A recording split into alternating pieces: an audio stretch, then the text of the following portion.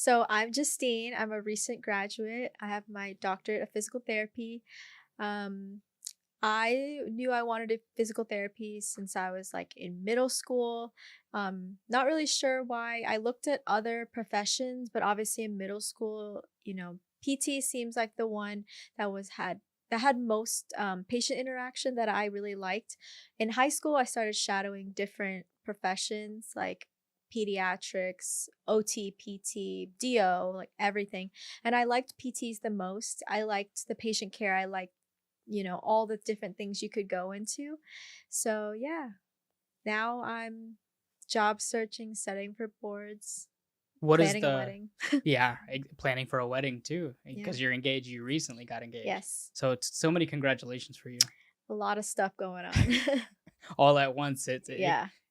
everybody thinks like, "Oh, congratulations," but it becomes overwhelming too, Yeah. because now you gotta deal with the wedding on top of getting your boards done. hmm So with the boards, first of all, tell us a little bit about that. So what do you have to do for these boards, basically? Yeah. So basically, after you graduate, you have to graduate from an accredited PT school. So basically, you have to graduate from an accredited PT program. You have to graduate with your doctorate, and then you're allowed to sit for the boards. So the Mhm. boards, it's called the MPTE. It's 250 questions about basically everything that you learned. You need to make a 600 out of 800 in order to pass with your PT license. And then after that, it's pretty simple to transfer from state to state. So yeah, it's pretty big test, but it's the Yeah. last test that we have to take. Okay, so how long are you accredited for after you take that boards? Because I know like physicians have to take it every 10 years, and what is the case for PTs? So PTs, it's basically like any other profession where you have to do continuing education. So every 2 years, I believe, I haven't really looked into it too much since I just graduated, but every 2 years you have to do a certain number of CEUs, which a lot of companies pay for nowadays, in order to keep your license active. Oh, that's a good thing. So it's a Yeah, benefit for you too. To yeah. you have to take it either way, but Right. And then that the CEUs you can take in basically whatever you're interested in or whatever your specialty is, which is really nice. so when it comes to specialty, is there more of a step that you have to go by that, or like do you have to specialize in that, or do you just kind of find a job and kind of work your way towards understanding the material? So when you graduate with your DPT, you're an entry level physical therapist. You can go to pretty much any setting that you want to go into.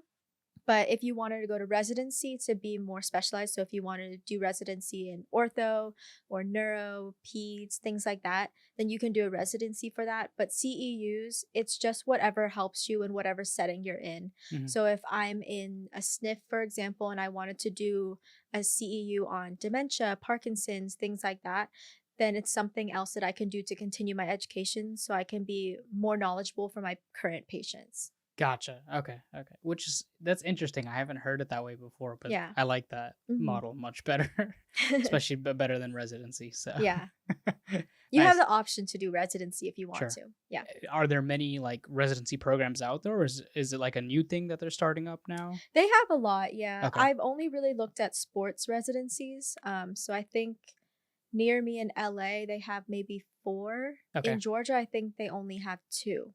Right. Okay. So Gotcha. they're very competitive to get into, but definitely an option for everyone. Gotcha. And speaking of like locations wise, so since you're in California Mhm. now, is there going to be a like any anything different that you'll have to do so you can come from California and practice in Georgia? From California to Georgia, I think the process is pretty simple. Hmm. There are certain states that make you jump several hoops. So you have Gotcha. to take the law exam, and some places I think require you to take a separate NPTE. I Yep. I Okay. don't know, Right. but for California, I'm getting licensed in California, passing the NPTE, Hmm. and then taking the law exam for California. And then I think to transfer to Georgia, I just have to pay a fee. Gotcha. Yeah, Gotcha. Which because everybody takes the same NPTE. so yes, everybody takes the same one, Yeah. but I think that's one thing that I have didn't get to notice as well was the process. It seems like every state is different on their own. Like Georgia is pretty lenient on a Mhm. lot of things, but then again, it's a very southern Yeah. place, compared to California. Mhm.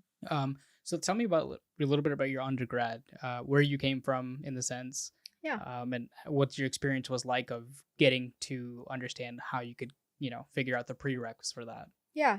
So I went to the University of Georgia Nice shirt, nice shirt. with my undergrad in exercise and sports science. To get into a lot of grad school programs, you don't have to go a specific major in order to get into the program as long as you take all the classes. So some of my classmates had art degrees or random degrees like sociology or English or things like that.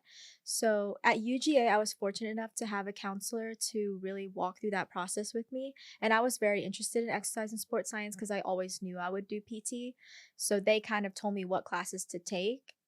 If you're a little bit confused, there are websites that you can look on, or the main PT cast is what you use to apply to PT school. They have the classes that you need to take because some schools require additional classes. So a lot of schools in Georgia don't require biology too, but a lot of schools out of state require biology too.